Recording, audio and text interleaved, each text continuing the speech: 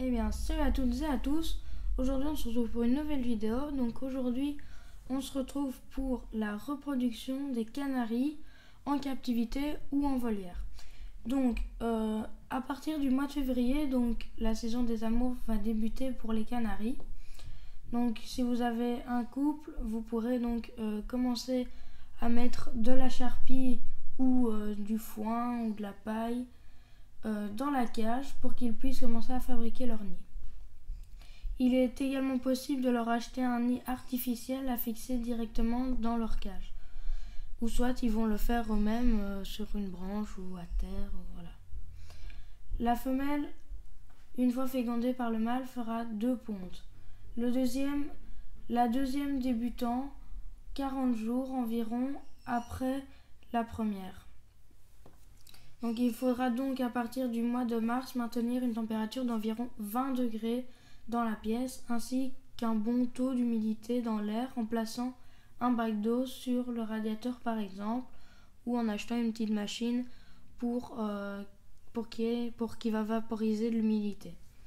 Donc une fois la ponte commencée, la femelle pondra un œuf par jour, souvent le matin, même très tôt le matin jusqu'à atteindre 3 à 5 œufs. Elle va couvrir ses œufs 13 jours.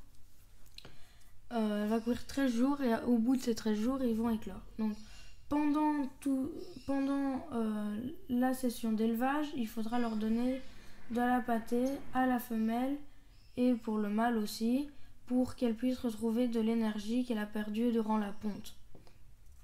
Une fois les œufs éclos, les petits seront nourris le plus souvent par le père qui leur donnera la béquée. Donc c'est-à-dire que le père va aller avec son bec dans le bec des petits. Enfin, les petits vont ouvrir leur bec et le papa va mettre son bec dedans et va leur régurgiter des graines déjà digérées, plutôt comme ça. Et donc, pendant ce temps, la femelle s'occupera de nettoyer le nid.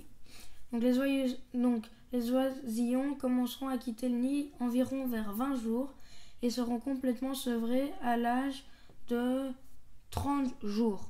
Donc il faudra sortir les petits de la cage avant le début de la deuxième ponte, sans quoi ils seront rejetés et parfois tués. Donc c'est vraiment très important de les retirer, même les laisser ensemble et après les sexer, donc en fonction de leur chant, etc., leur couleur, leur plumage.